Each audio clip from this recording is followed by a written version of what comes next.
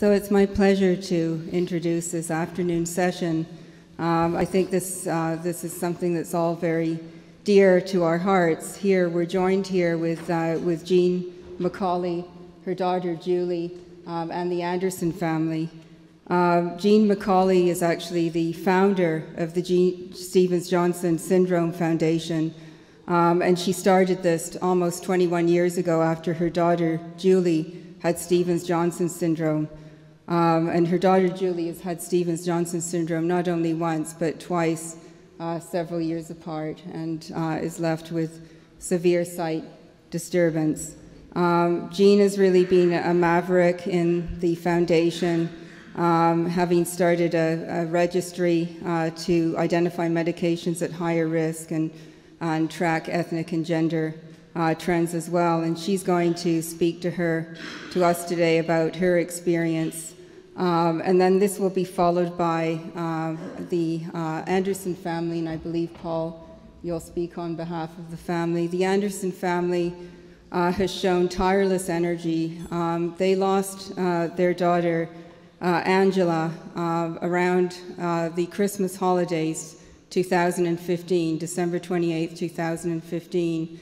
And following this, in their grief, they turned their grief into positive action, and within, I think, even 2 or 3 weeks of their daughter's death, they were already looking for ways that they could reach out, help, raise awareness, and raise funds for SJSTN, and I think their story is quite incredible, and they're going to share that with us today. So I want to give them as much time to speak, and so without further ado, Jean, please.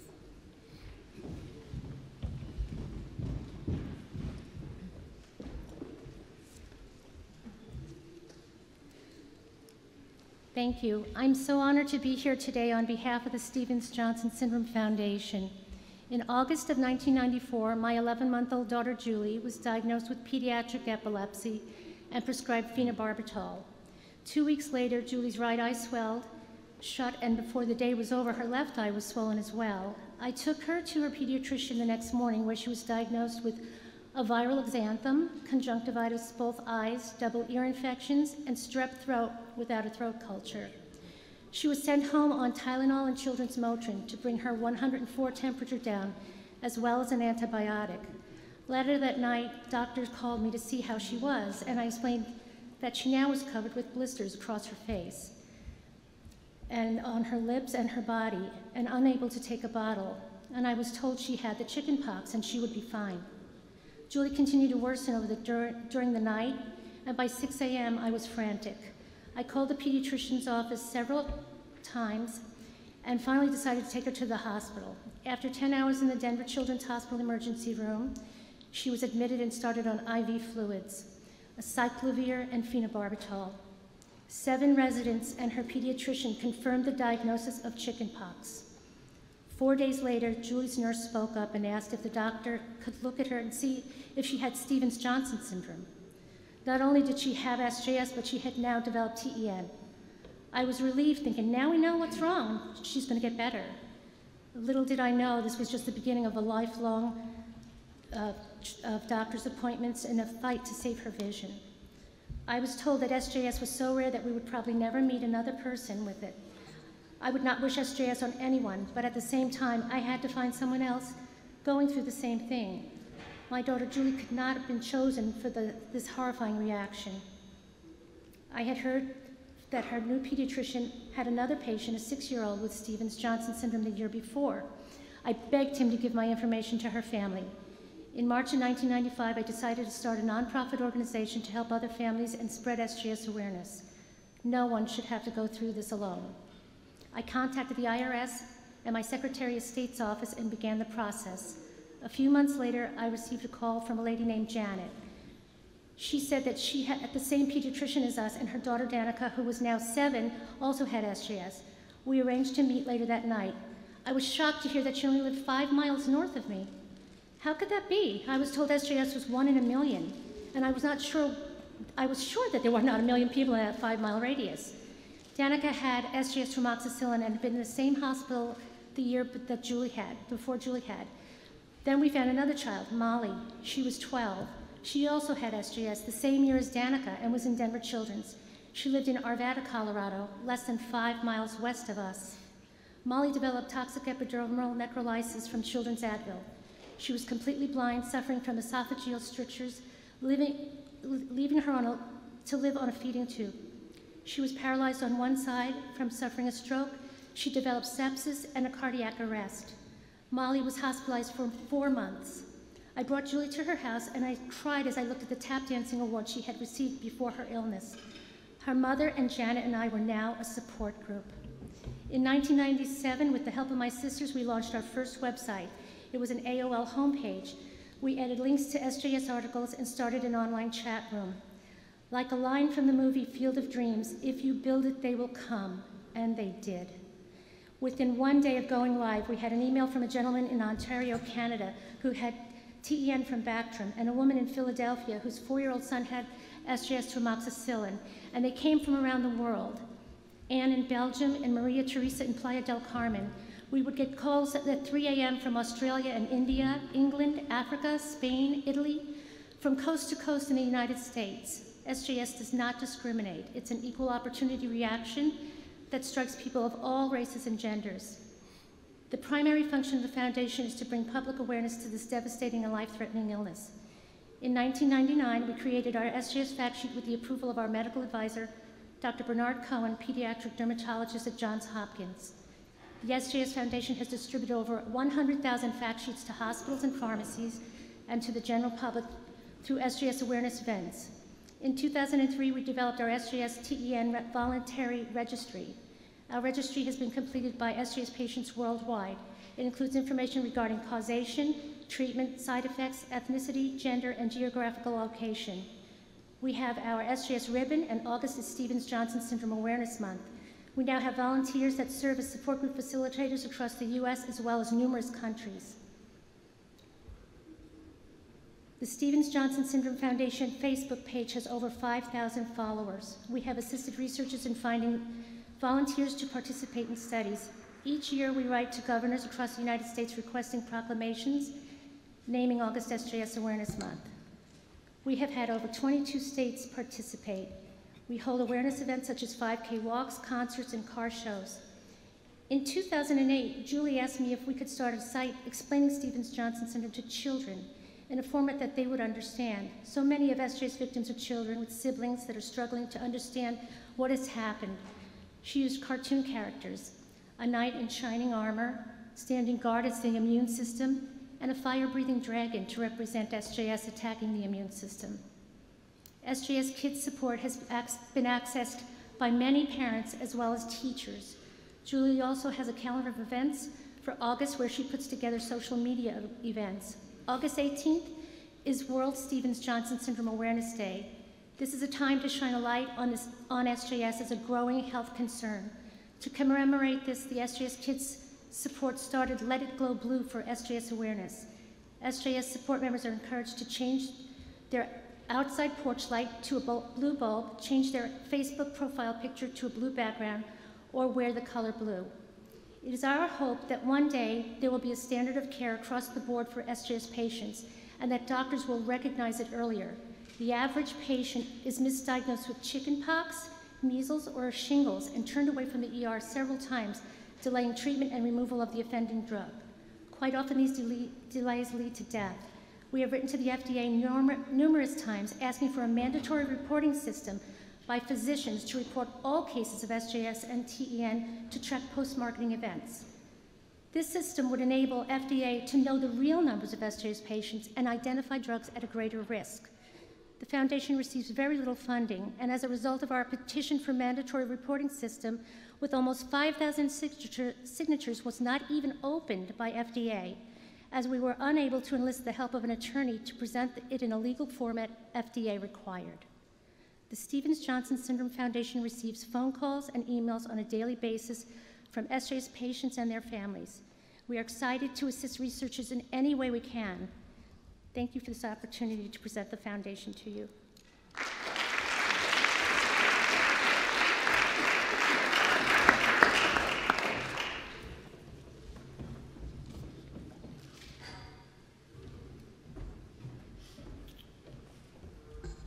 I'm Paul Anderson.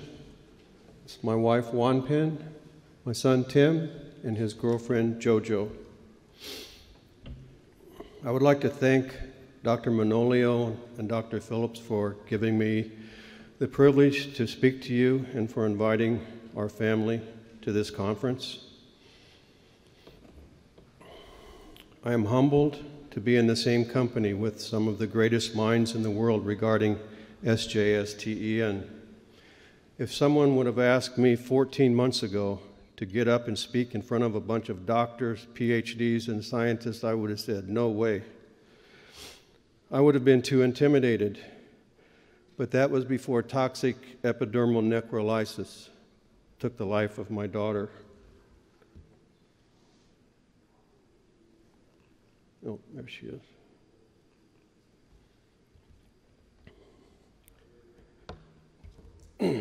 Wanpin had been infertile for 14 years before Tim was born. Angela was born 2 years later. Both of our children were conceived using the gift procedure. Angela was a very shy little girl when she began preschool at the age of 3. But somewhere along the line, she lost her shyness. She was very popular. People knew her wherever she went. Where she worked, all the co-workers said it was always more fun to work when she was there. She was on the cutting edge of style and social media. She was tweeting before anybody knew what Twitter was. She was unique, not a follower. Everybody said she was cool, and she made other people feel cool too. She had a way of making people feel comfortable around her. People that felt like they didn't fit in, felt like they did fit in when they were around her. She was always there to listen, to help out, to say something positive when someone was down. And she loved SpongeBob.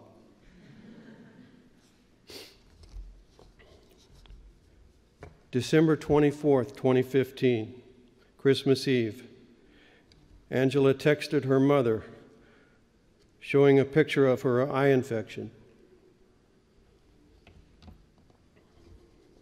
She thought she had pink eye. Wanpin told her to go to convenient care. She went and saw a doctor at 4 o'clock. The doctor gave her some erythromycin ointment for her eye, tested her for strep. The strep test came back negative. The doctor said she had a viral infection. Take something for the fever and get some rest. I called her later on and asked her if she wanted to go to Christmas Eve Mass with us. She said she didn't feel up to it. At 9 o'clock, she called me and said, "Can I spend the night with you? I feel so bad." I picked her up at her apartment and brought her home. Her eyes were swollen, her throat hurt, her temperature was 103.7. I gave her some Tylenol and she went to bed. 2 a.m., Christmas Day. Angela woke me up saying, "Dad, you have to see this." I went to the bathroom where she was. She showed me the inside of her mouth. Her cheeks and throat were black and blistered. I gave her some warm salt water to gargle, and she went back to bed. I got on the internet to try to find out what it was I had just seen. I found nothing similar. Christmas morning, her condition had worsened, so we went to Carl Hospital emergency room. After we arrived, she was in a room, and a doctor was examining her. Soon there were 5 doctors examining her and conferring with each other, trying to figure out what was happening to her and what the next steps should be. It was like an episode of the TV series House. One doctor told me that she had the symptoms of Stevens-Johnson syndrome. He said that they may have to send her to a burn unit at Barnes Hospital in St. Louis. However, someone decided that she should stay at Carl Hospital's ICU, and they began treating her for measles and mumps. Angela arrived at ICU sometime before noon. By this time, the outer skin of her lips had dried up and peeled off, and her eyes were badly swollen, almost shut. Her face and neck were swollen, her chest hurt, her throat hurt so bad that swallowing was intolerable. They began giving her morphine for pain. The morphine took the pain away from her chest and eyes, but not her throat. Meanwhile, back home, Wanpin was preparing Christmas dinner for 17 guests, including her mother. Wanpin picked up her 95-year-old mother at the nursing home that morning. We thought that this was probably going to be her last Christmas with her family, which it was. She died December 14th, 2016. Had we known how serious Angela's condition was at this time, we would have canceled Christmas dinner. Angela was in a lot of pain, but when visitors came by, her cousins, and then Tim and JoJo, it seemed to cheer her up. Later, Wanpin stopped by, and before she left, she told Angela that she loved her, and Angela said, "I love you too." That's the last words she spoke to her mother. She seemed in good spirits at that time, even though she was in a lot of pain. After that, she was hurting more than ever. She was screaming whenever she had to swallow, and the doctor eventually gave her some more pain medication. It helped a little bit. By this time, skin was peeling off the backs of her ears and the palms of her hands. I spent the night with her. December 26th, 5 a.m., the doctor woke me up. He told me that what I saw happening on her outer skin was happening on the inside of her body. She's burning from the inside out, he said. He said that they would have to sedate her and put her on a breathing tube, drain the fluid out of her lungs because they were full, and she wouldn't be able to breathe without a respirator. This is when I first realized that we could lose her, and I completely broke down.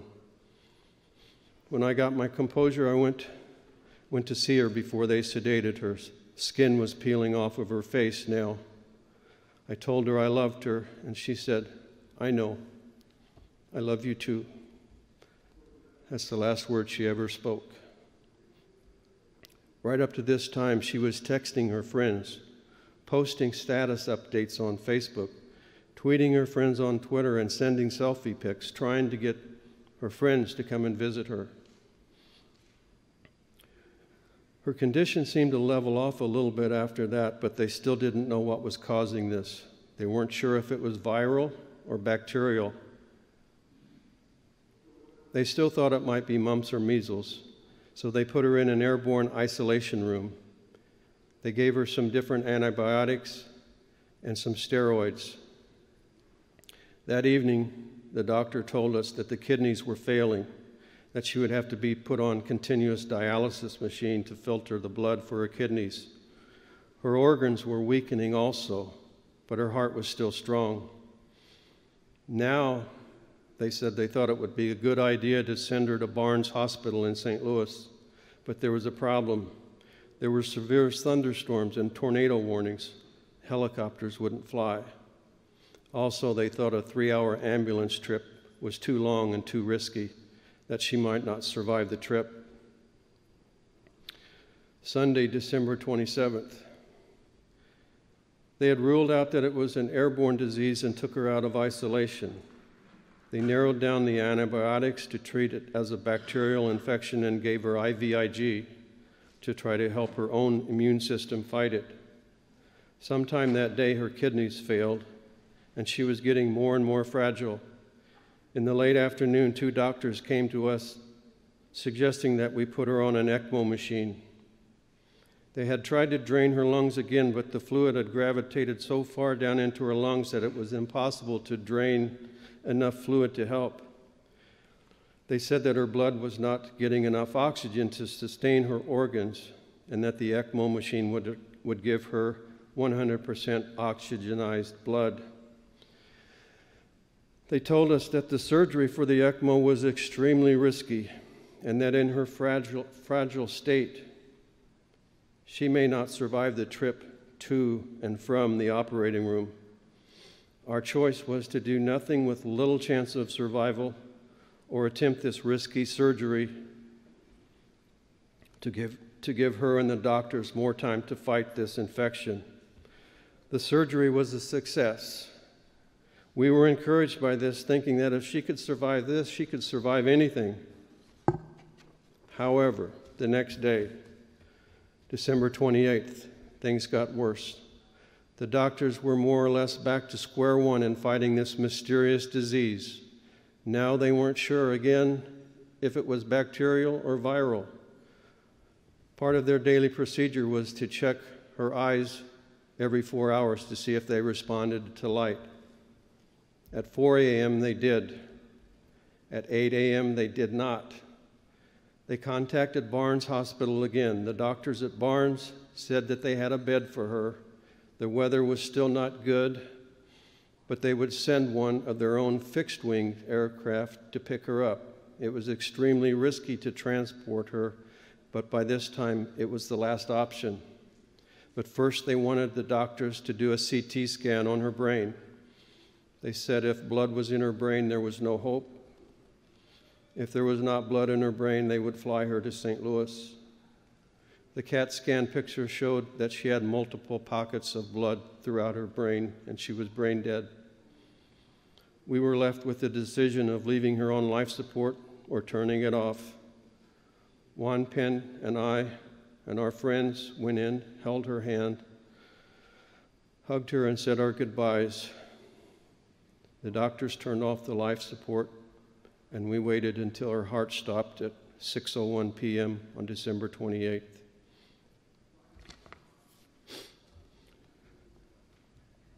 Around 500 people came to her visitation. It lasted nearly 5 hours.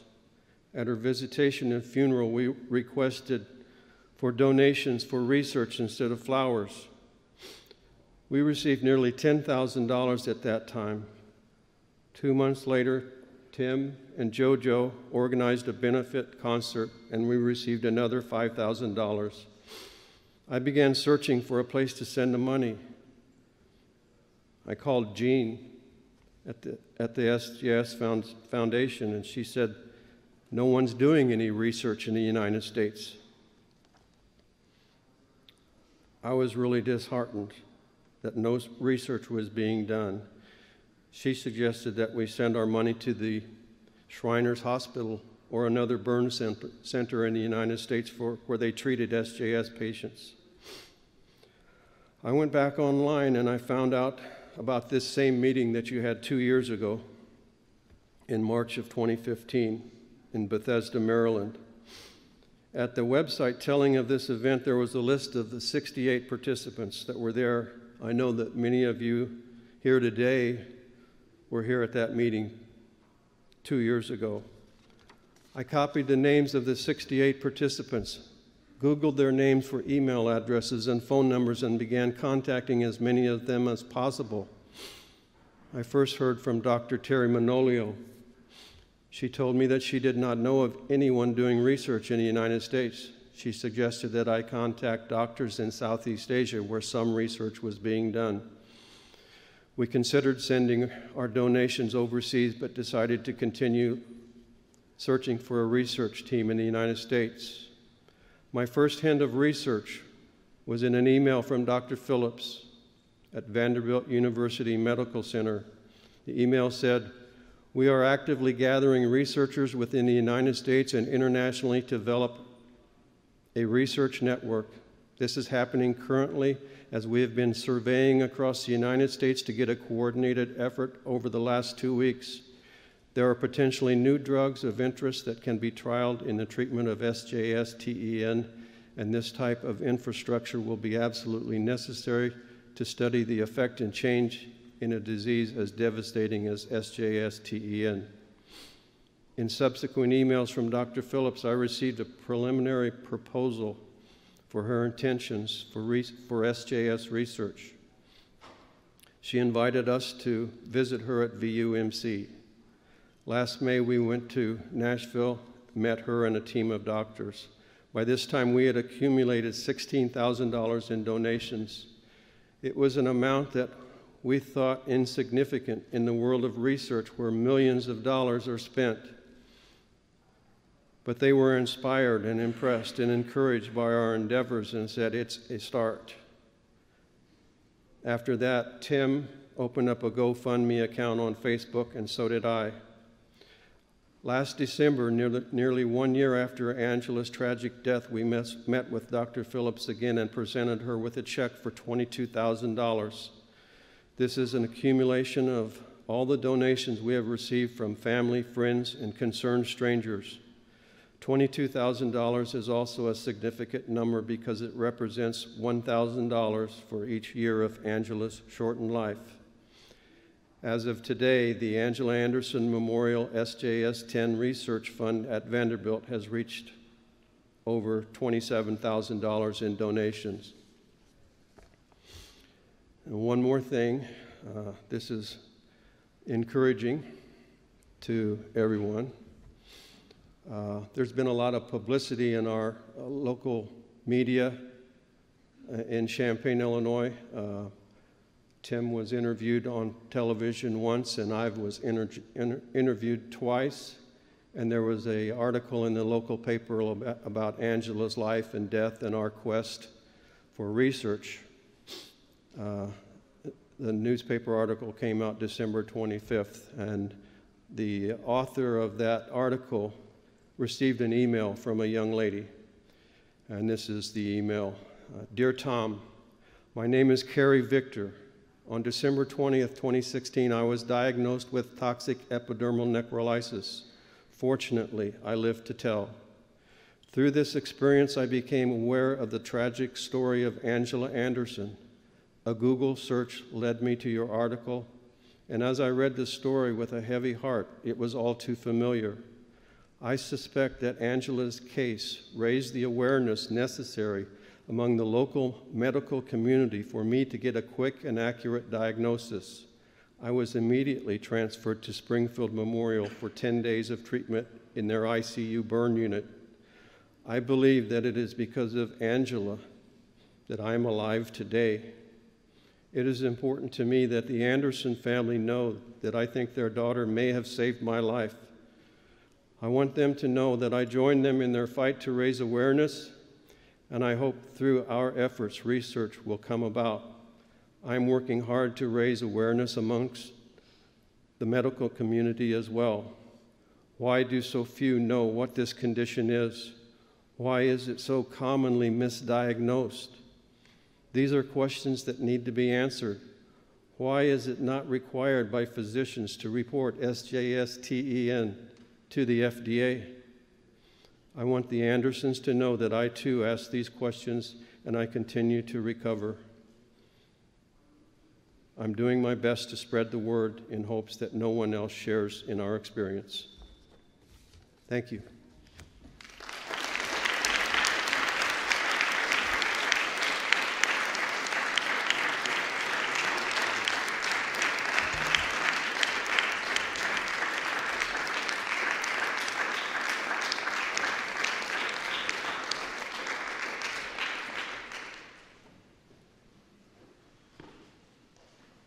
Shall we move directly into the next one? Or do we have time for any questions or comments, or should we? If anyone would like to ask a question or raise anything, please do. Very sobering but inspiring stories. So thank you very, very much for sharing with us and for all you're doing.